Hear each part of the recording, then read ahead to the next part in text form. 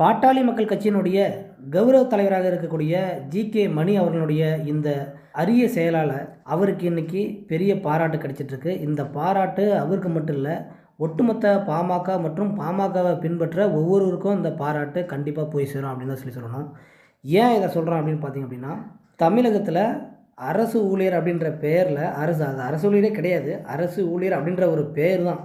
அப்படின்ற பெயரில் காலங்காலமாக பல ஆண்டு காலமாக தங்களுடைய வாழ்வாதாரத்தை இழந்து சொற்ப ஊதியத்துக்காக வேலை பார்க்குறவங்க தான் இந்த கடைநிலை ஊழியர்களாக வேலை பார்க்குற துப்புரவு பணியாளர்கள். இவர்கள் தமிழகம் முழுக்க இருக்கிற ஊராட்சி ஒன்றிய தொடக்கப்பள்ளி, நடுநிலைப்பள்ளி, இது போன்ற பள்ளிகள்லாம் இவங்க வேலை பார்க்குறாங்க. இவங்கள தான் இன்றைக்கி ஏர்போர்ட் மூர்த்தி அவர்களுடைய முன்னெடுப்பில் கொண்டுட்டு இப்படியான பிரச்சனை இருக்குது. இவங்க காலங்காலமாக 25-30 வருடமாக உழைப்பு சுருண்டலுக்கு, ஊதிய சுருண்டலுக்கு ஆளாயிருக்காங்க. இவங்களுக்கு நீங்கள் ஏதாவது செய்யணுன்ற அடிப்படையில் பாமகனுடைய கௌரவ தலைவர் ஜி.கே. மணி அவர்களிடத்தில் கோரிக்கை வச்சு இன்றைக்கி அதற்கான தீர்மானத்தை பாமக கொண்டுட்டு வரோம். அதை நான் செய்கிறேன், கண்டிப்பாக செஞ்சு தரேன்ற அந்த ஒரு உறுதியான நிலைப்பாட்டை சொல்லி அவங்களுக்கு ஒரு பெரிய ஆறுதலாக இருந்திருக்காரு. பாமகவினுடைய இந்த செயலால் நிச்சயமாக அந்த துப்புரவு தொழிலாளர்களுடைய வாழ்க்கையில் ஒரு ஒளி வீசினா அதை விட பெரிய சந்தோஷம் வேற என்ன இருக்கும் சொல்லுங்கள்.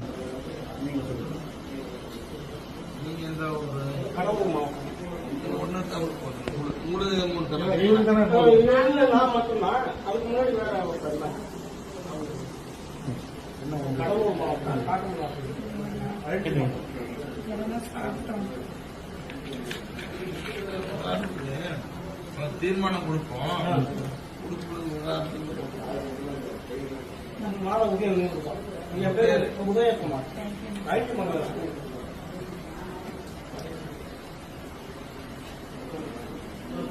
நீ மட்டும்தான் வேலை செய்ய. ஆமா, நான் 2000 வேலை பார்க்கறேன்.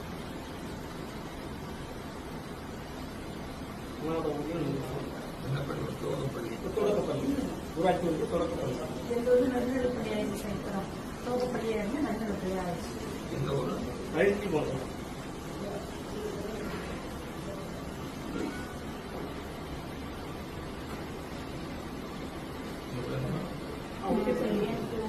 இது 100 ரூபாய்